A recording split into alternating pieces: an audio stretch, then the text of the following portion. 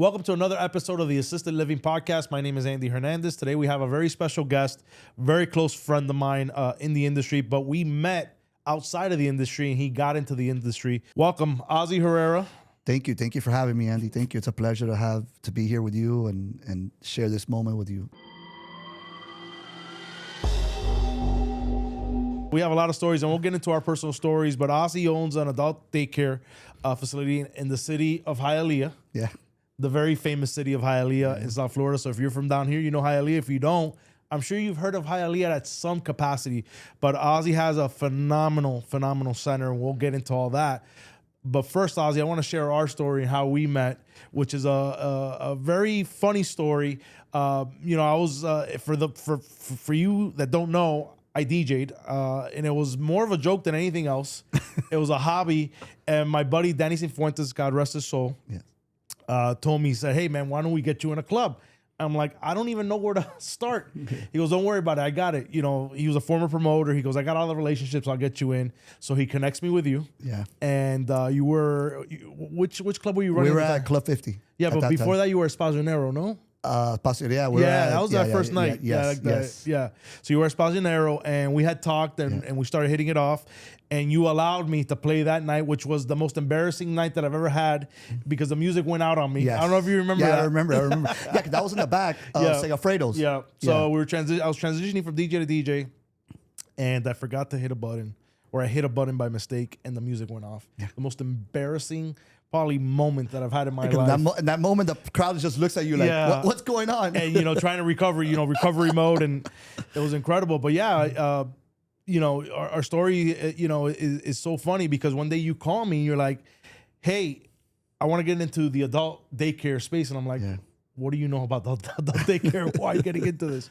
But yeah, man, share a little bit about our story. Yeah. Our story it goes way back. I mean, Danny had told me about, that you had DJ'd at his CrossFit, and he was talking very highly about you, and telling me, I think you should give him an opportunity. This guy knows a lot of people, because back then it was not just about DJing. It was about the crowd of people that you would bring in. So pretty much a DJ was a promoter. Sure. And he's like, he has a lot of people that's going to follow him and stuff like that. And I go, yeah, let's give him an opportunity.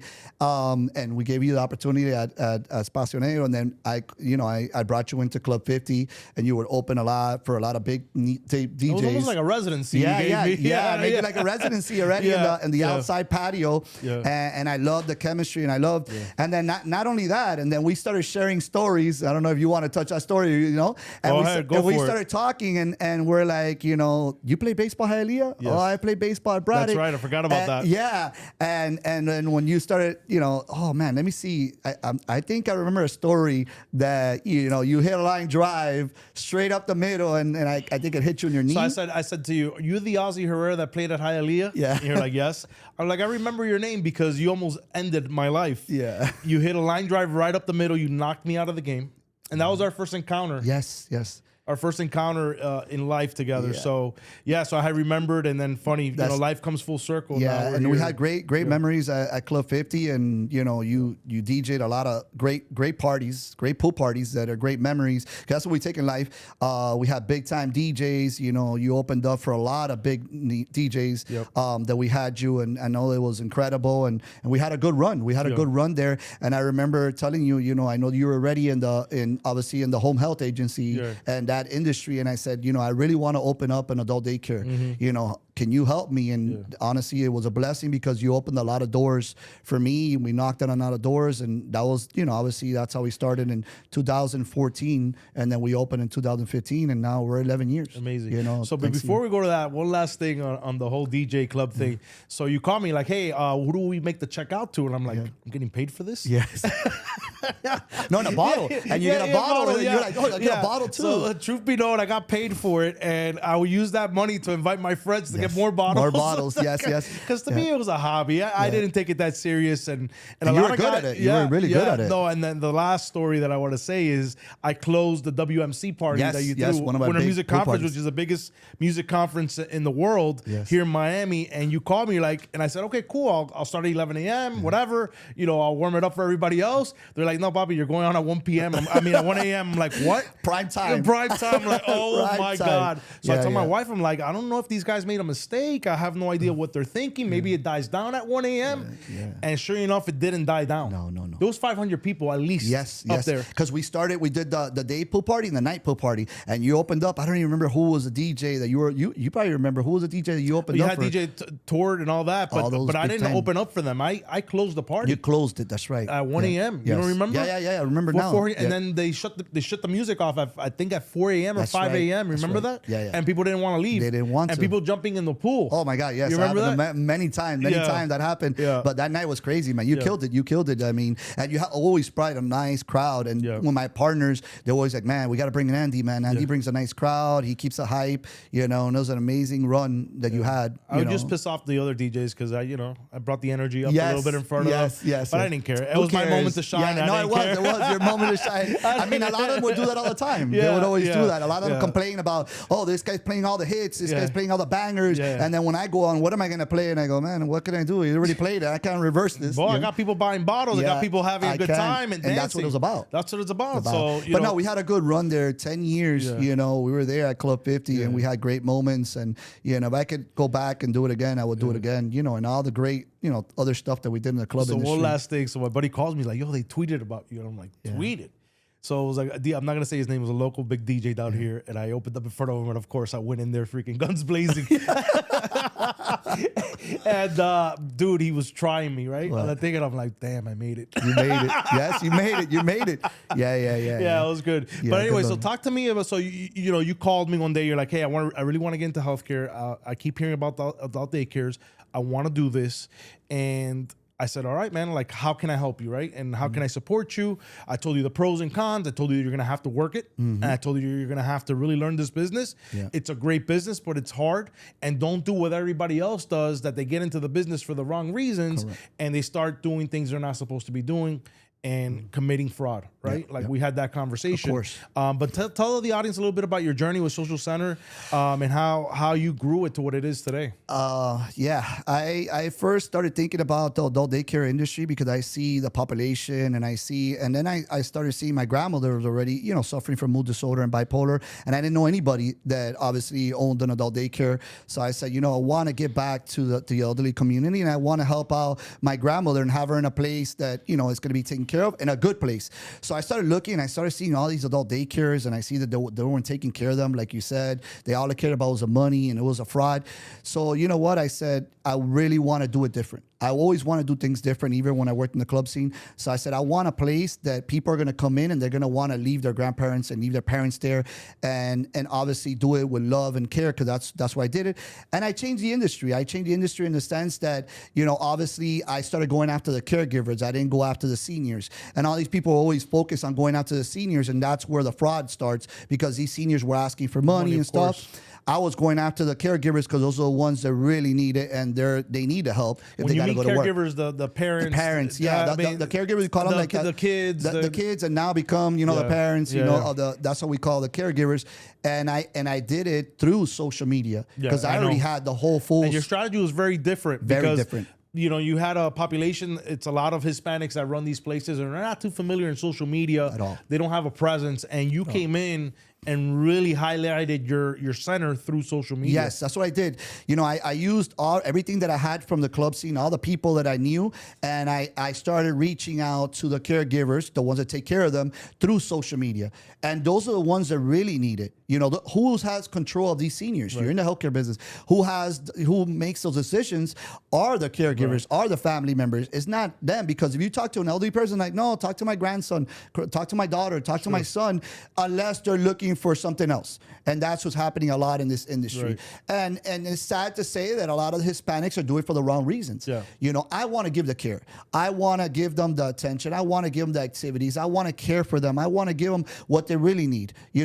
Activities, socialization, good meals, transportation, give back to them. It's a business at the end of the day, and we have to make money. But when you do it with love and care, it's not a job. Listen, I've been to your center multiple times. Two things that really stick out to me when I go there. Number one, the cleanliness, right? Like, it's so clean. Yes. Everything is in perfect order. It looks nice. It looks modern. You go to other adult daycares and they don't look like that, right? They do not look like that. That's the number one. The second thing, which should be the first thing, is your interactions with your members, right? With your participants, right? Like, they are family to you, right? They're like, that's like their second home. And one thing is with me that I make it a community. I make it that they all care for each other. We're a family and we need to stick together and we need to help each other. So I make it like a family. Yeah, you know, I know them by name. I know them by name. I'm like the doctor. You understand? I'm like the doctor, the principal, the administrator, the owner. So I like to go one by one and say hi to them and see how they're doing and ask them how their weekend went and ask them, you know, what's going on, what are their needs, what do they need. That's what I love to do. I've seen you in action. And the cleanness is one of the pet peeves that I always have with my employees. You know, the bathrooms have to be clean all the time. The smell, the place has to look clean, because if you want to take your grandmother, want to take a family member there, that's the place where you want to take her. That's what I felt when I opened up my adult daycare, and that's why I got into the industry. And obviously my story goes way, way back, because at my grandma's house, they would always come and play dominoes, and I love to hear their stories. They all have a story. You know, so I love to hear their stories. So like you say, I'm interacting with them at the end of the day, you know, and them seeing you, the employees seeing you, you know, it brings a lot, because I roll up my sleeve. I've done everything there. Nobody's going to tell me what I haven't done, just like what you do in your business. And I see what you do, and you do amazing work, and you keep on growing. And I admire what you do as well. And, you know, you're like a mentor to me, because you opened a lot of doors to me. But, you know, we keep on growing. We're going on 11 years. We have, you know, obviously everything that we need. We cater to like 90% Alzheimer. You know, we don't specialize in Alzheimer without the license, but we pretty much specialize in it, because we cater to a lot of, you know, patients that have dementia. A lot of dementia, a lot of Alzheimer, mood disorder, bipolar. We have the contract with the veterans. Veterans have gone through their trauma and stuff. And I'm a type of daycare that I want the ones that really need the help. I see a lot of centers out there, and let's not get into details, but there's a lot of centers that don't want to cater to the ones that need assistance. I want to cater to the ones that need assistance, because those are the ones that I want to help. I love to hear families tell me, man, my grandmother never danced, and now she's dancing in your center. My grandmother never did arts and craft, and now she's doing arts and craft. We cater to a lot of our activities is more on mental health, and obviously musical therapy. Musical therapy is health for them, because it's helping them, because they have the long-term memory, not the short-term memory. Of course. So we like to cater our activities to that type of activity. And that's such an important thing. You mentioned mental health. It's not only for younger people, it's also for seniors that are going through it mentally. I experienced it with my mom, and her whole, you know, energy and everything that changed. My mom went through a lot. Her whole mood changed when she started doing physical therapy, right? Because she started getting active. She started being able to talk to somebody else about what was going on. And I'm sure at your center, you see a lot of improvement when it comes to depression. Yes. We already have participants at 50 years old. You know, people say 50, you know, I'm almost 50, or I'm at 50. And I go, yeah, we're dealing already with dementia, mental health issues, because they feel like, their families don't love them. Their families don't care about them, you know, or they went through a really bad crisis in their life. Why I love working with mental health as well is because my mom suffers from mental health, and I think we've spoken about that. So I have a passion for it as well, as far as you, because we've experienced it. So like when people come with their stories and tell me, I'm going through this and I'm going through that, I sit in their shoes and I tell them, listen, I'm there with you. I deal with it on a day-to-day basis, and I have to deal with it, you know, so I care for that. And I really want to give back to more people. That's why, you know, an adult daycare already consists of somebody that's over 18, but I like to take it more over 50, you know, because you're getting the mental health and all the activities that we're doing is helping the mental health, because they're socializing, like you say, you know, all these activities, they get better. You know, I don't have a magic wand that's going to take away the diagnosis, but it prolongs everything. The study says that participants and seniors that go to an adult daycare live 10 more years of their life. Well, that's an incredible stat, man. Exactly. 10 more years of their life, because they're socializing, they're being active. You know, it happened to us with the pandemic. When we were locked down in pandemic, we were going crazy. I bought a bike and I was just riding bike. So funny, and it's kind of related but not related. So there's a study that came out that that drinking alcohol actually improved your life because you were being social, and that by increasing alcohol, your social life stops, and like it would reduce your life by I don't know how many years. And I couldn't believe it. And then I started thinking about it. I'm like, kind of makes a little sense. Yeah. It kind of is. Depending if you don't abuse alcohol, but if you have a Exactly. couple drinks or whatever and you're around people, I guess that's what they're trying Yeah, because people always relate to like, socializing alcohol. Right. But you can socialize without having a drink. You know, if you have the personality that we have, we're outgoing people. I don't have to have a drink to be the party and be the face and outgoing person that we are. You understand? But going back to that mental health, we get it all the time. And with the families tell it all the time, like we spoke about, like, what have you done to them? They change. Why? Because they're socializing. I think everybody, needs to go out and if you have your family members or your grandparents at home, you need to get them out. Right. And they're going to live longer. They're going to, you work all your life. You're a workaholic, and then all of a sudden, I've seen those cases happen, and you see them too. And all you do is stop working, and now what happens? You shut down. It's like a computer. You shuts down, and that's it. You go backwards, and it only gets worse. But it prolongs it if you go to a center like mine that has a program. My program works. I have a calendar. You see it. I have a calendar. I run it like a school. Let's talk a little bit about that. Let's dive deep into the social center. Like, what programs are you providing? What services are you providing? Man, if I could go back, it's so many different programs. I run like a school. Okay. My program works. So you have like a curriculum, a set schedule? Everything. All those employees know exactly what's going on. There's a system and process going on at all times. They go on the bus, they come in, they have their breakfast, they go into an activity, whatever activity is, a bingo or lottery. Every day they have different activities. They go into lunch at 12 o'clock. After lunch, they go into an activity. After that, they go into snack. After snacks, they go into another activity. We take them to the restroom, whoever needs assistance to the restroom, and they go home and they go on the bus. So every day they have a calendar like a school and they have their programs. I do it different than everybody else. It's not only about playing dominoes. It's not only about playing bingo. It's not only about coloring books. It's a lot of different components that go involved, and everything makes sense. The arts and craft, the cutting and pasting, that's all for your mind. The domino tournaments, it's all for your mind. The musical therapy is taking them back. These are participants don't even know the name of their child or their grandkids don't even know their own name. And they're singing songs from 40, 50 years ago, wherever they're from. I've seen it. You've seen them. And they know the words to the song. It's incredible to watch. It's incredible how the mind still has a recording, and they go back and they start thinking and start remembering all those beautiful memories that they had with their family members. That's what we take. So let me ask you a question. Let's say a family calls you, but they can't go to your center because they're out of the area. It's too far. What advice would you give them if they're looking for a center? What questions should they be asking? What signs should they be looking for? What's a red flag? What's a good center? Like, what kind of advice would you, let's say I called you, but Ozzy, I can't take them to your center because I'm living up in Plantation or I'm living up in Coral Springs. What should I do and what questions should I ask? That's a good question. I get those calls all the time, and I would love to pick up people. The logistics only, that's the hardest thing in this business, is the logistics, because everybody has a different time.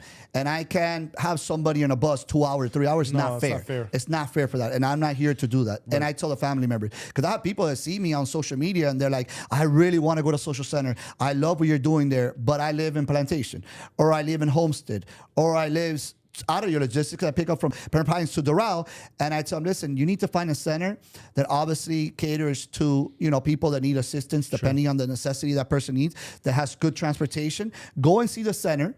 See for yourself, obviously, that has participants as well, because you don't want to take your family member to a place where it has, like you said, it smells bad, or it doesn't have participants. Who are they going to do activities with? You got to ask those questions. How many employees do they have? What type of activities do you guys provide? I need assistance to the bathroom. I need assistance for my grandmother to feed her. I need assistance with medication. We do all that stuff. You need to ask those questions. Right. Also, people always ask me is, how do I get started in an adult daycare? What is the process? You have to call Alliance for Aging. You have to have a Medicaid. Even if you don't have a Medicaid, then you could still apply for a Medicaid waiver because that person has a diagnosis. And that's probably sometimes a lot of questions asked. So let's take a little deep dive into that, because I get called all the time and they think Medicare should pay for it or Medicaid pays for it automatically. You do have to have a long-term care. Correct. Like, how do I go through that process if I'm a family member looking for this for my parent, grandparent? Well, who should I go to? Yeah. First, you have to look at an adult daycare that's around your area first, that they'll pick up around your area, and go do a walkthrough, and then talk to the administrator, the owner, or the person in charge, and then they're going to tell you got to call Alliance for Aging. And once you call Lion for Aging, they're going to tell you, what's the diagnosis, what is the income, what is the assistance. But let's say if a person doesn't have a Medicaid, but has Medicare, but that person has a diagnosis of a dementia or Alzheimer, you can still get a Medicaid waiver, and it'll give you a waiver to at least have, a partial Medicaid. So I want to dive in. So you don't have to have Medicaid as a secondary insurance. If you have Medicare and you have a diagnosis of dementia, let's say, or Alzheimer's, now they can give you the waiver. The waiver because you have a diagnosis. I didn't even know that. I've been in this business as long as a lot of people, it's happened to people, they'll give them like a partial Medicaid. They'll look into their financials, of course, and see, they deep into everything. Things like $13,000 annually. I go see, right? Yeah. They everything has changed a lot. It's less than $2,000 and something that they have to make. Yeah. You can't have more than $2,000 and something in the bank. Right. But if that person has a diagnosis, they're able to move things around. Obviously, they'll say, listen, you can't have properties in their names and all these other things, but still that person will be able to have at least a partial Medicaid and have a Medicaid waiver. Right. But a person, a lot of people, they think, oh no, because, a lot of owners, it happens to everybody. They open an adult daycare and I go, oh, I know a lot of people that have Medicaid. Or I know a lot of elderly people, but that doesn't work that way. Because if they're not approved with the Medicaid waiver, they're not going to pay you because you don't have the long-term, they don't have the long-term care. So a lot of people, just because they know a lot of elderly people doesn't mean that they're going to get approved. But majority of stuff is the critical cases is people that need more assistance than supervision and have Alzheimer, have dementia, or have a mood disorder and bipolar, or in wheelchair as well. Those are the ones that they approve a lot quicker. Right. And there's a lot of different long-term care providers that give the waiver, right? So different insurances. Yeah. So if I'm a family member, right, what am I looking for in these providers? I mean, you got to look at depending on the necessity of the person, and they go by case. So let's say that person's in a wheelchair, you would always want to get the 5 days because that person needs more assistance. Now, if somebody that's starting with a dementia and still goes to the bathroom on their own, eats on their own, they'll probably give them 3 days. Right. So you always got to go with, obviously, there's 7 insurances. My question is, are insurance plans different in their coverages, or are they all cover the same? How does that work? Their rates are different. Okay. The rates are different. You're saying for you guys, for us it's different. But for the patient, benefits is case by case. It's case by case. It depends on the insurance. On the insurance, is case by case. Sometimes insurance are giving the 5 days. Okay. Sometimes they're giving. I'm not going to go in detail. The insurance. We don't talk about insurances, but there's some insurances that are giving the 5 days. I'm just trying to educate the audience because they go through that, and those are some of the questions I've gotten before. Oh, what does it cover? Yeah. What benefits do you get? It covers the adult daycare. It covers the HHA hours. Right. It sometimes covers the meals at home, the cold or hot meals at home. It covers supplies like, Pampers, pads, any creams, wheelchair, walkers. It covers all that stuff. Yeah. So even that, I mean, that you're a lot involved in the ALF. So let's say that once they get approved with a Medicaid waiver and that person can be in an adult daycare, or they can go to an adult daycare, they're ready for an ALF. The ALF will get up to $2,000 or $2,000 and $100, towards the ALF, and then whatever else. Some providers. Correct. Yeah. Some are lower, some are higher. Yeah. But majority of them cover up to $2,000 at the ALF. So it's always good to have the LTC Medicaid waiver, because when they can be in an adult daycare, you could put them in an ALF and it covers up to $2,000. So I want to touch on a point. Adult daycare is such a entry point into a senior's care, right? Because a lot of these seniors don't want to go to an assisted living facility, right? It's especially in our Hispanic culture, they're like, no, I don't want to go. Quiero ir back home, all that that's stuff. The first thing. And I've said that in a couple episodes, but that's the conversation. Yeah. But adult daycare is that stepping stone to eventually get to an assisted living. When they get a little bit older, they need more care around the clock. Now they can make that transition, and they've already been part of a center that kind of has the same things in assisted living. Now they would have to just go sleep there. Correct. So, now people have a choice that now it's not like how it was before. It's like, oh, you're going to a home, and that's like naming them that they're gone. That's it. You don't want nothing else. So even when they bring them to my adult daycare, they get scared because they think it's a home. But we're the transition. We're the first stepping stone to going to an ALF. But at the end of the day, we're the feeders to the ALF. So like you said, we're already educating them. We're preparing them. So I see what's happened a lot is that the family members can't anymore. Sure. And I just lost two to ALFs because they don't sleep at night. they need more assistant now. Now it's like they need a more one-on-one, so it's more 24-hour care. Right. An adult daycare is just during the day, and it's assistance, but it's more supervision and more activities and more socialization. But I know that there's a lot of ALF, like the ones you guys run, and you guys are doing that. They're creating activities and making things a lot different, and it's doing great things for seniors. But adult daycare is always a good option as well because they're giving them a better quality of life. Right. Not that ALFs are not, but at least, the ones that could still go to, and it helps the families too, because at the end of the day, they're at home with their families. They're not away from the families, and that's what a lot of the culture, like you said, the Hispanic culture always wants to keep them at home. It's like the kids, right? You have families that have their kids until like 30 or 40 years old living at home. Right. So that's what they do with and a lot of them feel bad because it feels like they're just giving up on them. And the families feel the same way. And that's what I get a lot of things that I get in the daycare is that the depression and the anxiety with these seniors is that they don't care for them no more. Right. So I'm always, letting them know that they still care about you. That's why they have them here. It's just tough, man. There's so many factors that go into that, right? There's so many economic factors. The husband and the wife have to work nowadays to make ends meet. They got their own kids. They got their own issues and challenges. Now imagine if you have to take the burden on of your parents. Yeah. Right. And it's a big issue. It's not that they're neglecting. It's more of like it's just a product of the system here in the United States. Unfortunately, everybody has to work to make ends meet. Everybody. And that's why, as healthy adults right now, we're in our 40s. It's imperative to really plan for our care when we get older, so we don't become burden on our parents, right? And my advice is to the audience is start preparing your parents when they're younger, in their 60s. That this day is possibly going to come because it will come out of left field. Yeah, and then you're scrambling. I get that. I'm glad you mentioned that. I get that all the time, and I educate. Obviously, I do a lot of content and stuff on social media, and I always want to help people. And I always tell people start early. Don't wait. Okay. Let's pretend that somebody retires, right? Get them active. Keep them active. Even if you could put them in adult daycare and pay privately.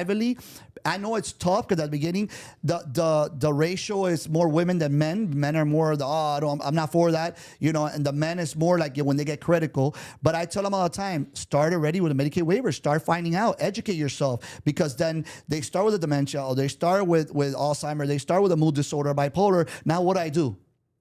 I tell people, and I tell the audience all the time, if you need my help, like I always say, call me. Right. I'm like a senior service provider. I could help you in everything and guide you to a home health agency. Right. I could guide you to an ALF. I could guide you to help you with a Medicaid waiver. Right. I help families all the time. Even if they don't come to my adult daycare, I'm here to give. I'm here to help out. Whatever they need. I donate Pampers. I donate wheelchairs. Whatever they need, I'm going to be always there to help them. So the audience, if they need my help, I can help them in anything. Even if they don't come, like you said, they don't come to my adult daycare. I sit on the board of adult daycares, that I could guide them to other good centers that are just like mine. Good owners that you have relationships with. Exactly. They sit on the board with us that want the best for the seniors and got into this business for the right reasons. Right. So I want to say some stats here of the adult daycare industry across the United States.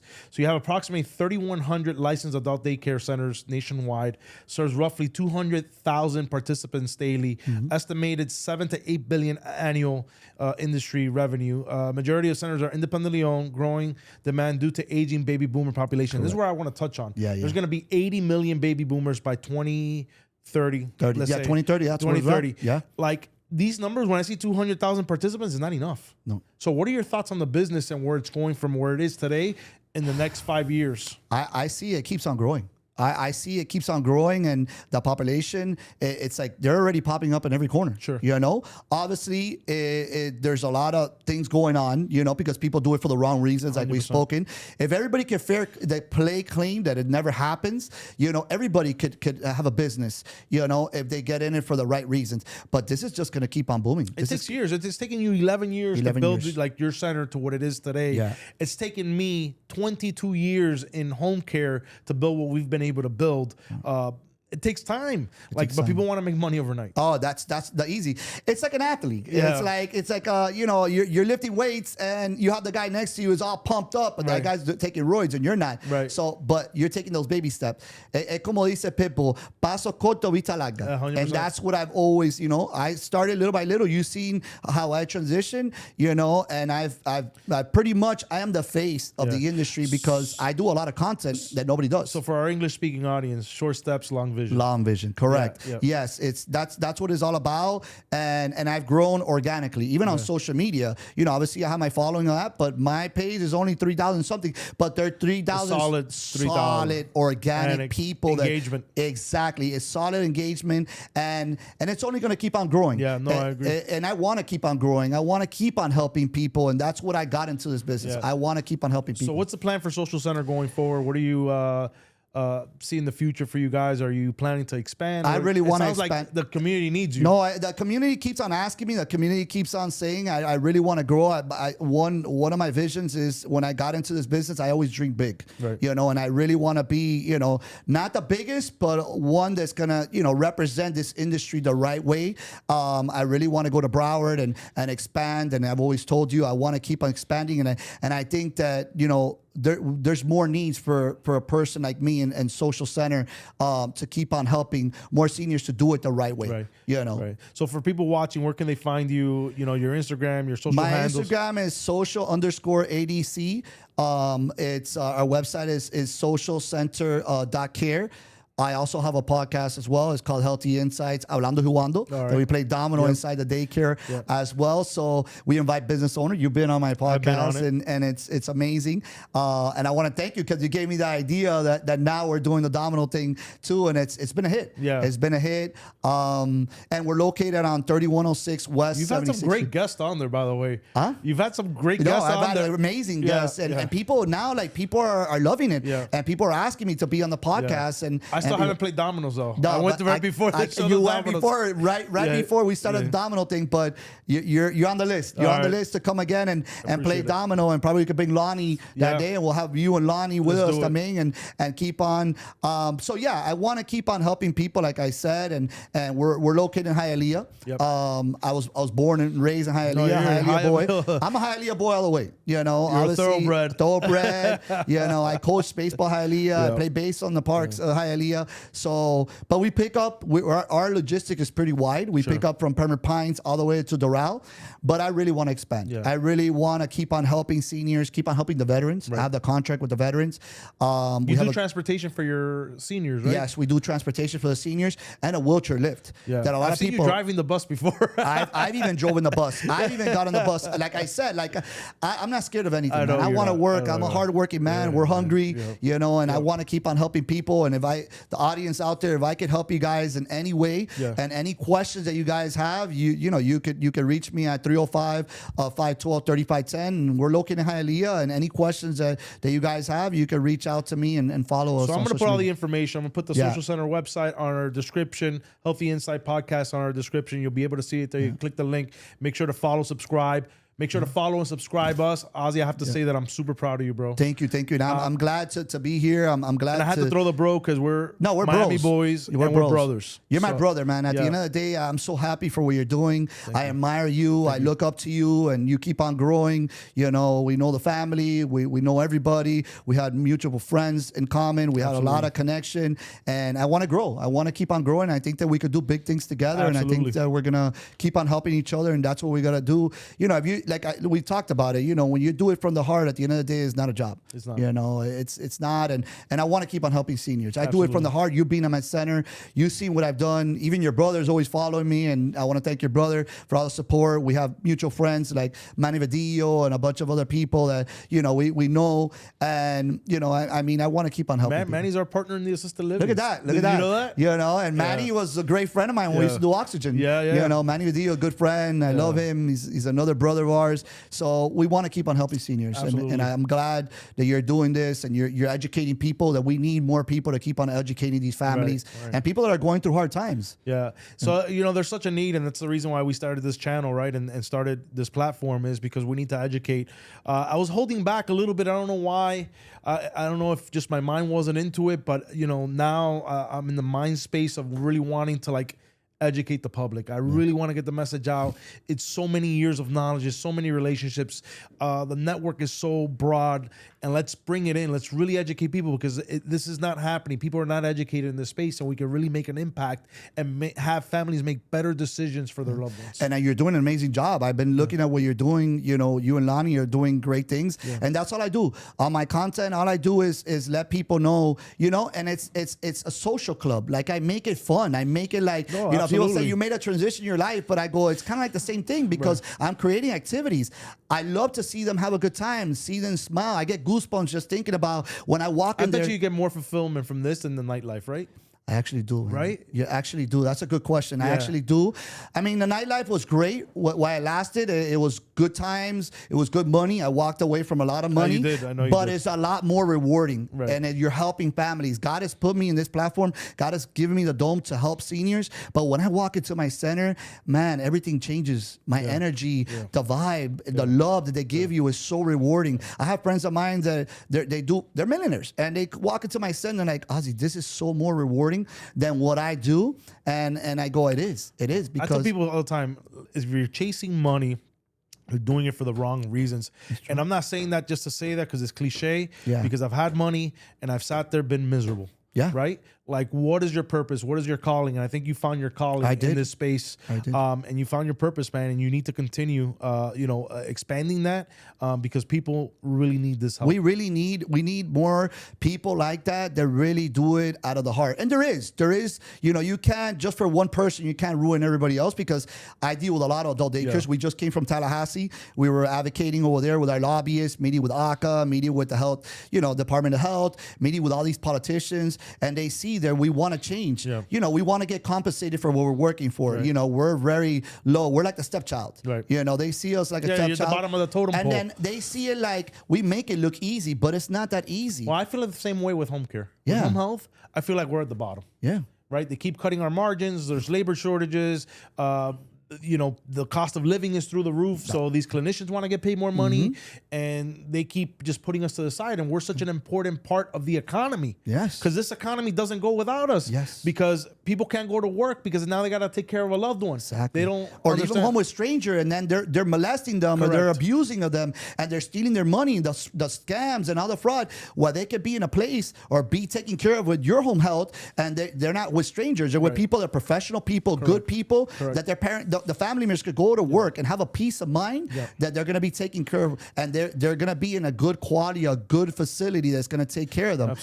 So we keep on advocating, we keep on helping, but I still think that we're partners. The MCOs are partners. Let's be real. But we feed them. We feed the MCOs. So let's work together. Let's come together. Let's keep on trying to help, and we keep on growing. I mean, like you said, the baby boomers keeps on growing, and it's going to be more seniors, and we need more better people. Like I said, I sit on the board of the association of FADSA, and we want to keep on helping more people and educating people out there. Got it. Well, Ozzy, again, I could talk to you forever. No, we got to wrap this up. We extended a little bit more. But again, the links are in the bio. They can find Ozzy, his center, his podcast. Make sure to subscribe, like, and comment. We really want to grow this platform because it's making an impact, and it's going to continue to make an impact in our community. People need to hear this. So subscribe, put comments, really engage with us, ask any questions, and we'll try to help you to the best of our ability. Catch you on the next one.